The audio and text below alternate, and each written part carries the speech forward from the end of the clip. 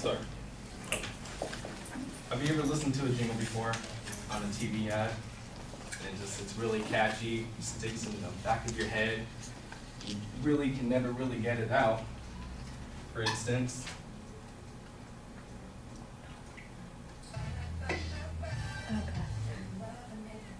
I'm sure most of us have heard this jingle before, flipping through channels. Some of us just know it by heart now, since we were kids. Being a musician, I have experience in playing music and how certain scales, chords, certain pitches can appeal to certain people. It can make them feel different things and make them be attached to whatever you're trying to put out there. I'm sure there have been times where songs come on and people have, sing the song, hum it, and I'm sure that we all have a specific jingle that we like, but we won't admit it, and we'll sing it to ourselves. So today I'll be discussing what started the ad jingle, why they are catchy, and how they impact ad marketing. The first thing I would like you to know about is when the ad jingle actually came about. Now, jingles have been around since the 1920s and have been aired on the radio and television. General Mills was the first company to create a jingle for their product, Wheaties. Now, it was aired on the radio in 1926 on Christmas Eve. The a cappella group who made the song were called the Wheaties Group. And I'm going to play for you the very first song.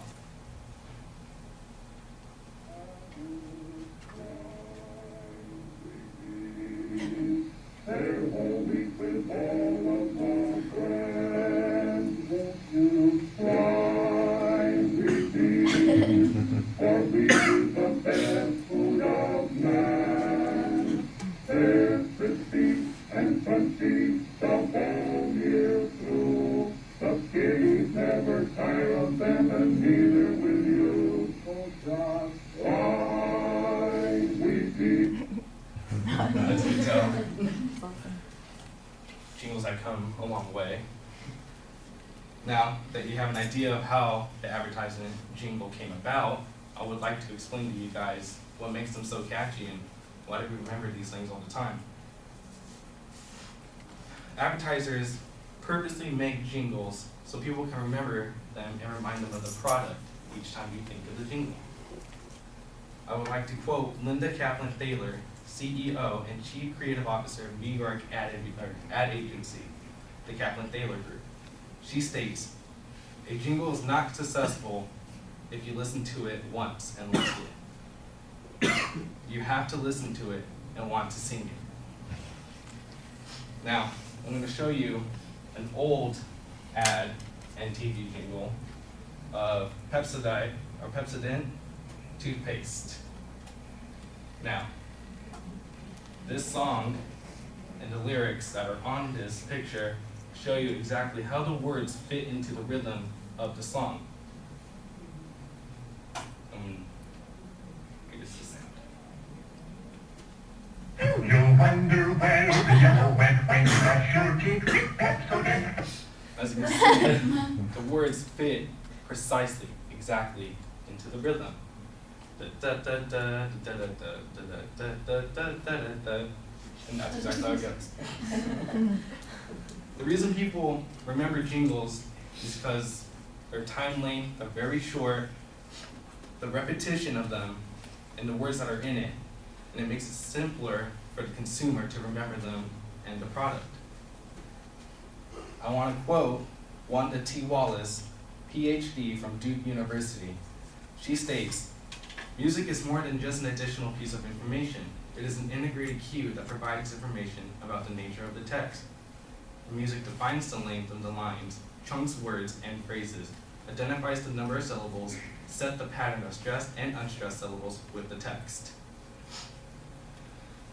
After showing how these jingles are catchy and why we remember them, I want to explain how they impact the ad marketing. If it wasn't for jingles, General Mills would have discontinued their Wheaties product. So that means no Wheaties at all. Now, when they did this, they took a risk. Their sales were poor. So when the Wheaties Quartet made the song, they aired it, and General Mills noticed that their sales had spiked by double. So what they did was they aired it nationally, all over the United States, increasing sales by quadruple. Now, because jingles increase sales, people can remember the product from humming, singing, or just plain thinking of the tune, which is called an earworm. An earworm is a catchy song or tune that runs continually through a person's mind. Now, this is an ad jingle from 1971, and it's a Coca-Cola commercial. So,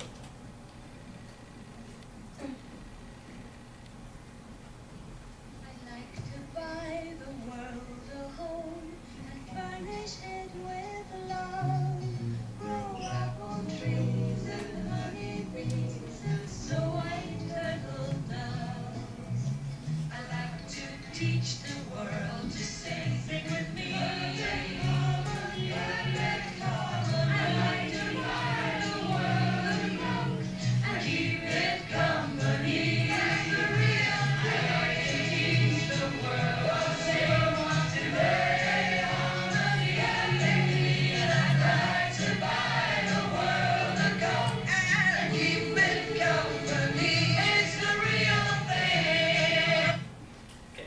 now I want to play one more to show you.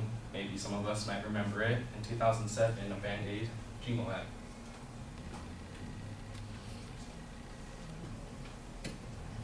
I am stuck on Band-Aid brand, Band-Aid stuck on me. I am stuck on Band-Aid brand, 'cause germs don't stick on me. Was there home outside no matter what, or fingers, toes, and knees? No.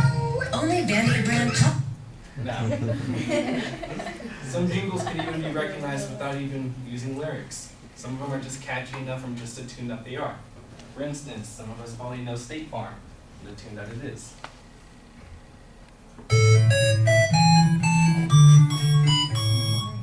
Or the manly deodorant, Old Spice.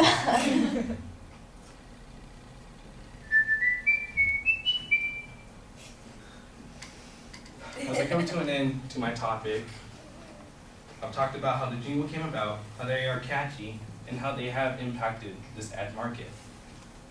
As you can see, jingles have made an impact and are part of the reason why you remember certain products. Thank you.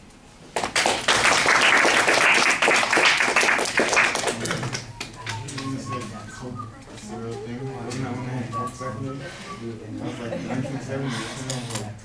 Wasn't that when That's they what had it says, Coke in the real there? thing. The real thing. Oh, yeah. Cliche.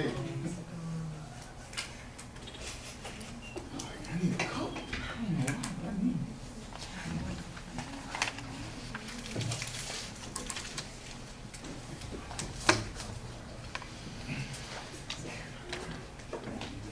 State Farm thing doesn't work. Yeah. All right, Roman, we moved you down into this spot, so what did you think? Certainly overall, I think he did well. But first, I'll start off by what I think he could have improved. First of all, when he started talking about the jingles on the introduction, and then started, playing the McDonald's jingle, and then immediately jumped into how he knows about the chords and his personal experiences of being a musician. I didn't think the transition, was smooth enough because I kind of got confused for a second. But yeah, so I got lost in that. Definitely think he should have stood in the front of the class more. Granted, he did have to step over to play these slides, and that's certainly okay, but I think he just should have stayed in the center more. The slides were up a little bit too long as he was trying to continue on to another subject. I found my focus on the slides a little bit more so than to what he was trying to tell me, taking away from his message. I definitely think there was more jingles than necessary. That would probably be the biggest thing that I have to say. But other than that, it was clear his message was clear. He was speaking slow, as opposed to speaking too fast, of course.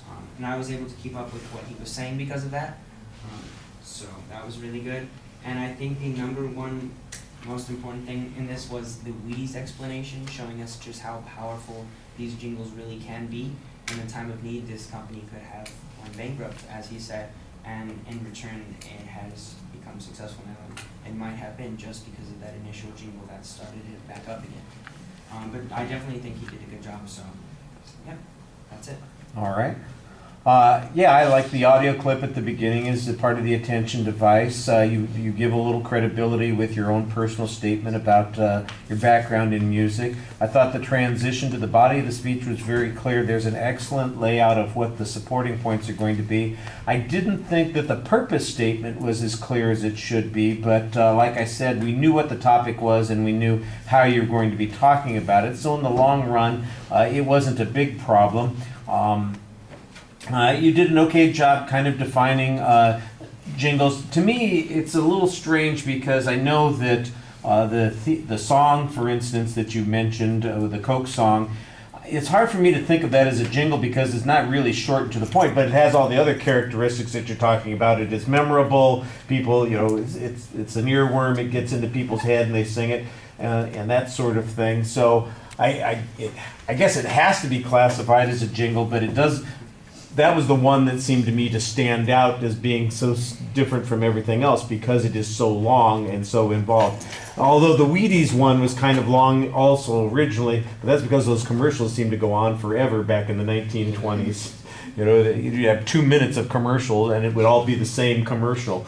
Nowadays we're used to a 15-second commercial, so there's quite a bit of difference there. Lots of examples. I do think that Roman's probably right. You could probably cut down on the number of examples, although the contemporary ones are easy for the audience to relate to. They'll appreciate that. I did not hear the original Wheaties one. I'm sorry, folks. I'm not that old. Sometimes you might think that. Although the Coke song, for instance, not only was it a jingle, it had the added benefit of becoming a hit song. It was its own single, and it got radio play. So it's like every time the song played, I mean, they changed the words so they didn't have Coke in it all of the time, but the song got airplay, and it was like a top 10 single, that sort of thing. And even though it didn't have the words Coke in it in the commercial, in the recorded version, everybody thought Coke whenever they heard the damn song. So yeah, that's a good illustration of how those earworms can take over, and they stick with us. I know what Roman's talking about. It's just a tech issue about having to move back and forth. That would be one of those things, like if you were planning it again and I knew what you were going to do, I'd have suggested maybe you want to get a stooge. Not a stooge, a compatriot. What's a stooge? A stooge is somebody who stands in for you that you can abuse. You ever hear the Three Stooges? Okay. A stooge is somebody you can abuse. You get Jimmy to be your stooge, for instance, and you could just point at him and have him launch the audio clips. Or, for instance, had I known that this is what you'd wanted to do and you would need to play sound clips, we could have brought in a mouse that you could have had on the table right next to you. Click on those things and then the mouse would work pretty well at being able to do all that kind of stuff. There are ways to do those things. It's just all a good example of how the technical planning sometimes requires that you have to think a little bit more about those kinds of issues. No, those are minor quibbles. You did fine. It's most of the things that we're talking about are things to do that you could do better. So far, nobody should be jumping out any windows. Everything is going well. All right. Thank you.